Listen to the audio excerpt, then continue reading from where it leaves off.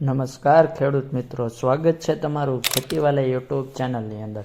ખેડૂત મિત્રો, આજના વિડીયોની અંદર આપણે વાત કરવાના છીએ કે અત્યારે શિયાળુ પાકની અંદર જીરું, ચણા અને ધાણાનું જો વાવેતર કરવાના હોય તો એની અંદર જે આવતો સુકારાનો રોગ છે એને રોકવા માટે આગોતરા નિયંત્રણમાં શું શું કરવું એની સંપૂર્ણ માહિતી આ વિડીયોમાં આપણે મેળવીશું। જો આપ આ ચેનલમાં નવા હોય અને આવા જ ખેતીને લગતા અવનવી માહિતી મેળવવા માંગતા હોય તો અમારી ચેનલને સબસ્ક્રાઈબ કરવાનું ભૂલશો નહીં અને તમારા મિત્ર મંડળને જરૂરથી શેર કરો, જેથી આ માહિતીનો એમને પણ લાભ મળે। તો વાત કરીએ ખેડૂત મિત્રો, સુકારો જે છે એ જીરું, ચણા અને ધાણામાં બહુ વધુ આવતો હોય છે। તો એની અંદર આપણે આવી ગયા પછી ઘણા નિયંત્રણો કે ઘણી દવાનો છંટકાવ અને ઘણો ખર્ચો કરતા હોઈએ છીએ, પરંતુ એનો આગોતરા નિયંત્રણમાં જે સુકારો છે એ જમીનજન્ય ફૂગ દ્વારા જે થતો હોય છે તો એનું આગોતરું જ નિયંત્રણ કરવામાં આવે તો આપણે જે પાછળથી જે ખર્ચો છે એ ઓછો કરી શકાય છે। તો એની માટે જે આપણે સુકારો છે આવ્યા બાદ જે પંપ દ્વારા આપણે છંટકાવ કરીએ એના કરતાં એને આપણે જમીનમાં ખાતર સાથે ફૂગ આપી દેવી અથવા એને ફૂગનાશકનો પટ આપવો, જેનાથી આપણે સુકારાને અટકાવી શકીએ છીએ। તો એની વાત કરીએ તો જીરું, ચણા અને ધાણાની અંદર જો પટ આપવાની વાત કરીએ તો માર્કેટમાં બાસફની જે સિસ્ટીવા આવે છે, પછી જે એવરગોલ આવે છે, એ દવા તમે એનો પટ આપી શકો છો।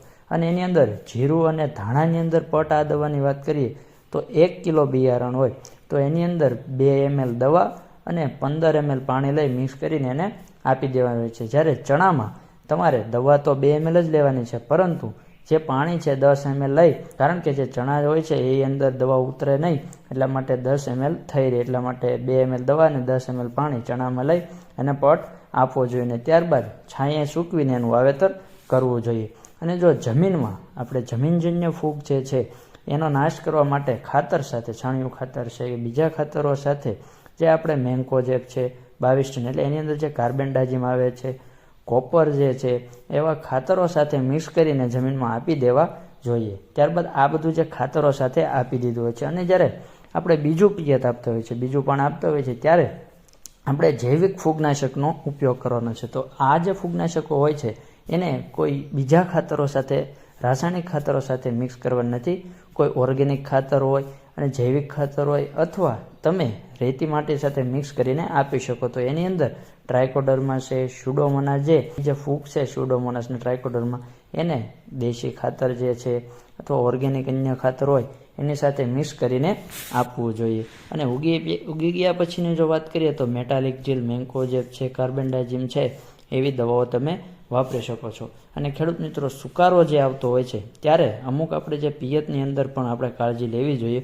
તો એની અંદર ઝાકળ આવતો હોય અથવા જો એવું લાગે કે ઝાકળ આવશે તે સમયે પિયત આપવાનું ટાળવું જોઈએ। અને બીજું, જ્યારે ઘણી વખત આથમણે સાઈડથી જે પવન આવતો હોય છે ત્યારે પિયત આપો તો સુકારો ખૂબ જ આવે છે। તો આપણે જે વખતે અમુક આ 2 સમય છે ત્યારે પિયત આપવાનું ટાળવું જોઈએ। અને આપણે જ્યારે સુકારો હોય ત્યારે નાઇટ્રોજનયુક્ત ખાતરો જે હોય છે એ બને તો ન આપવા અથવા ઓછા આપવા। સુકારો હોય ત્યારે નાઇટ્રોજનયુક્ત ખાતરો આપવામાં આવે તો સુકારાનું પ્રમાણ વધુ આવે છે। તે વખતે જો ખાતરની જરૂરિયાત હોય તો ઓછા પ્રમાણમાં આપવું અથવા એની જગ્યાએ ઝીંક છે, સલ્ફર છે, પોટાશ, મેગ્નેશિયમ અને હ્યુમિક જેવા ખાતરો આપવા જોઈએ। તો ખેડૂત મિત્રો, આ જે માહિતી રહી એ જીરું, ચણા અને ધાણાના પાકની અંદર જે આવતો જે સુકારો રોગ છે એની અંદર આગોતરું નિયંત્રણ કેવી રીતે કરવું એની સંપૂર્ણ માહિતી છે। તો ખેડૂત મિત્રો, કેવી લાગી તમને આ માહિતી? અને આવી જ માહિતી મેળવવા માટે અમારી ચેનલ સાથે જોડાયેલ રહેજો। ફરી મળીશું એક નવા વિડીયોની સાથે, નવી માહિતીની સાથે। જય જવાન, જય કિસાન।